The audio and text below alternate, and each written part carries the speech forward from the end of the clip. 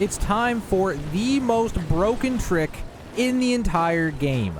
We're actually able to kill Flame Gleeok in 30 seconds with our orbital destruction beacon with the help of a simple trick in this game that makes using Zonai devices the most overpowered, insane thing that you will ever do in this entire game. It makes a boss like Flame Gleeok seem like absolutely nothing. It is the craziest thing you will ever do, and once you do it, you'll be so happy that you did. So let's build this orbital destruction beacon. And let's give it infinite power, but first let's build the beacon.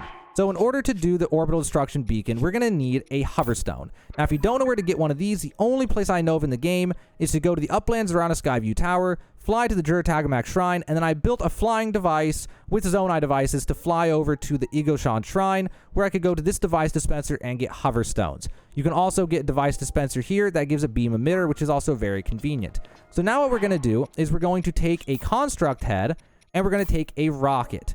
So then we're going to take the rocket, move it up, and tilt it at 45, and stick it on the back of the hoverstone, and move the construct head out of the way.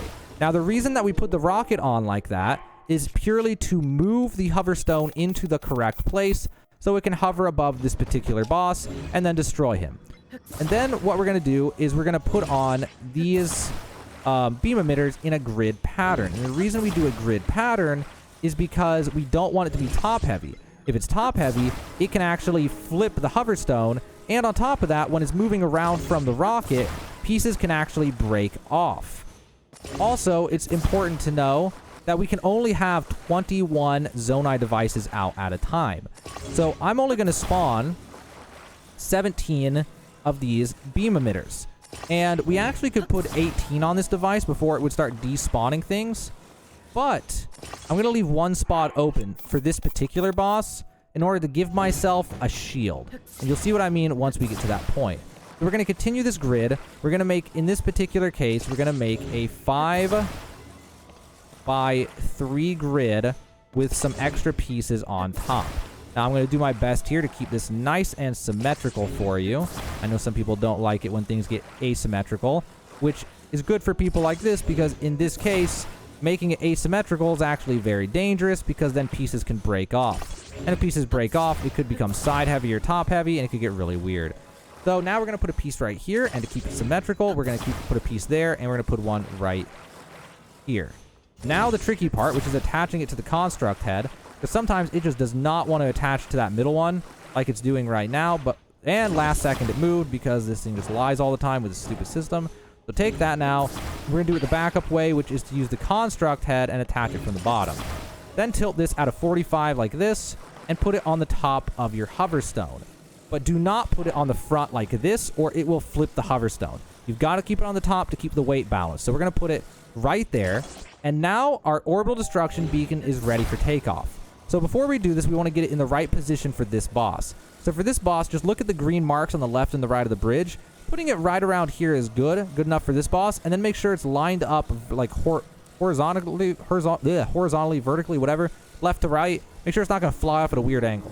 Now for the trickiest parts of this. So not only do we need to give infinite power, but we got some issues with this particular boss. So first off, he's dangerous. Second, if we get too far away from this device, it will just deactivate even if we have battery power. So we're going to have to try to keep his aggro, or else he'll go for the orbital beacon, orbital destruction beacon, and then he'll despawn it. So we've got a lot of things that we got to do here. It's going to get really weird. So also what I'm going to do to make this boss easier, in my case, is grab a cart. And I'm going to take this cart, and I'm going to move it up and get it ready.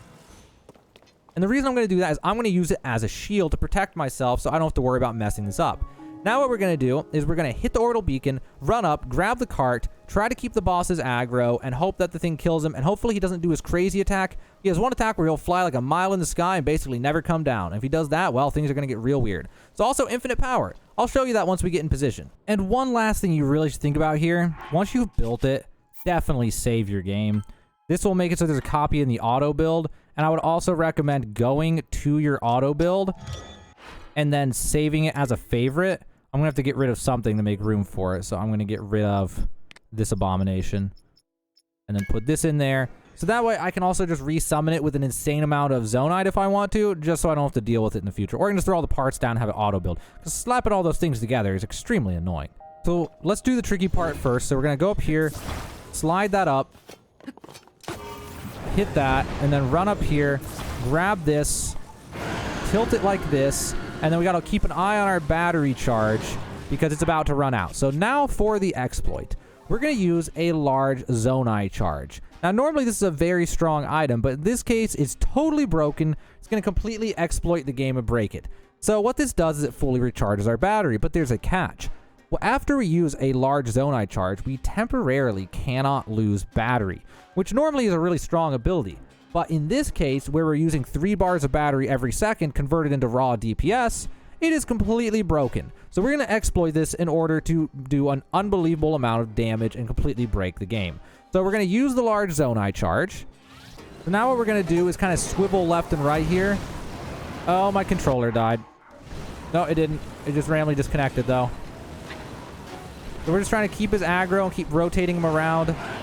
We just want him to stay on the ground if at all possible. Because if he can do this thing where he goes up in the sky, and once he does that, then all hell breaks loose because he'll literally never come down. But now he's going up some. Oh, he just got stunned. This is it. This is it. The orbital beacon might just finish him here, but we're going to help. Also, we're going to use another Zonai charge. It didn't even need my help. The orbital beacon got him. And that is the power of a large Zonai charge. Absolutely broken. How long did that even take? I'll have to look back at the recording, but that might have been like 30 seconds. And that's with it playing at half speed. I don't know if you noticed, but the game is playing at like 30 FPS. But yeah, let's see what this guy dropped, by the way. Flame Horn, and Wings. Just Flame Horn's honestly really disappointing loot. But yeah, and look, the beacon's still up there, just hanging out. Just hanging around. So now it won't even come down. It doesn't even use that much power if it's not actively firing at somebody. So now it's just in a good position where I could just fight people, and then when they get near me, it would just finish them and kill them unless they come up to me. So it's crazy, man. So that is absolutely broken. Feel free to use that on any boss, on any enemy, in any scenario that you want. And again, I highly, highly recommend putting it in your auto build, because otherwise, if you die and reload the game, you won't be able to just instantly spawn it in. Like, it's just awful to build it. At least then you can throw your 17 beam emitters on the ground and auto build and not just manually slap them together, because doing that was awful. And I had to do it multiple times during this video because I messed this up a few times. But anyway, guys, that is the totally, absolutely broken, unbelievably, insanely powerful orbital destruction beacon. That's how to make that. That's how to use that. And that is how to give it infinite battery when you're playing this game and make the most powerful. Honestly, this is hands down the most powerful weapon in the entire game. There's nothing that comes even close to that, at least not yet, not that I'm aware of. Well, I hope you guys enjoyed that. If you did, do me a favor, hit that like button, subscribe for more content, and now you know how to destroy your enemies with some of the most powerful weaponry in this entire game. Hopefully it inspired your imagination to make your own insane devices, your own beacons of destruction, and whatever else in this game. But either way, now you know how to make these awesome destructive weapons like the Orbital Destruction Beacon and The Legend of Zelda Tears of the Kingdom.